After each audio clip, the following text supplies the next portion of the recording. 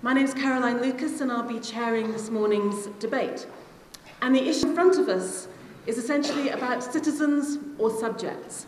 Can legally protected rights guarantee our freedoms? What's the biggest threat to our rights and freedoms in Britain? It's not terrorists, it's not the delinquent youth at a street corner, it is actually our system of government. Why? Because it is that system of government which allows those rights and freedoms to be taken away. From time to time, our focus turns back to the UK and what is happening to human rights here at home. And we only do that when we are very concerned, very worried about the situation here in the UK.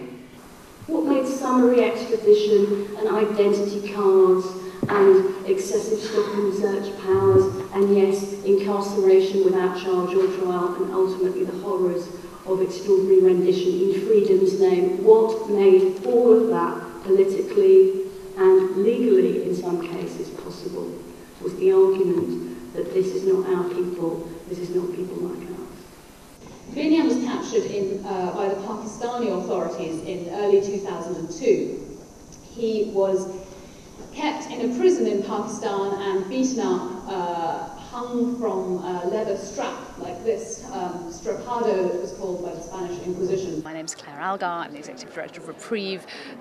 We act for people in Guantanamo Bay, and we've been looking specifically at the complicity of the current government in the torture of those people. It was a joint interview. Binyam was asked a bunch of questions. At one point, Binyam asked for a cup of tea and with one sugar in. And the American guy said in front of the English guy, "You're going to need more sugar in your tea where you are going." This was in May of 2002. In July of 2002, Binyam vanished, to all intents and purposes, from the prison in Pakistan. And the British knew that he was under American control, and they asked the US where he was, and the US did not tell the British people. Then on September the 30th, there was a meeting in Thames House in London, again between the CIA and MI5, and MI5 asked again, where is Binyam? He's our guy, we'd like to know where he is. Again, the CIA says no. You might think that a fuss would be kicked up at this point, but no. In November, 2 telegrams were sent from MI5 to the CIA with a bunch of questions to be put to Binyam wherever he might be.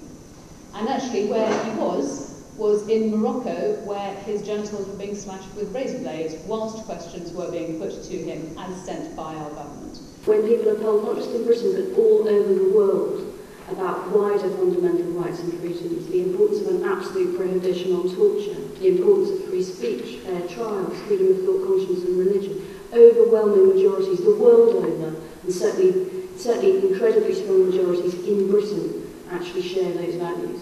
Everybody talks about government responsibility and so forth. It's easy to forget that there are people in prison in Bagram, in Guantanamo, who have been there for years and years and whom we need to get out.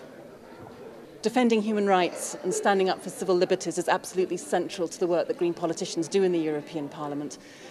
Right across the EU, what we're seeing is, in the name of the so-called war on terror, our civil liberties are being eroded, human rights all across the board are being severely undermined. That's what makes it more important than ever, I think, that this issue gets the kind of emphasis that it deserves, and that's why it's so important that we're able to work with organisations like Amnesty International, like Reprieve, because together I think we can put real pressure on governments across the EU and make sure that they do uphold existing obligations under the Human Rights Act, under international law, to make sure that the human rights of asylum seekers, of refugees, of all people are upheld right across the EU.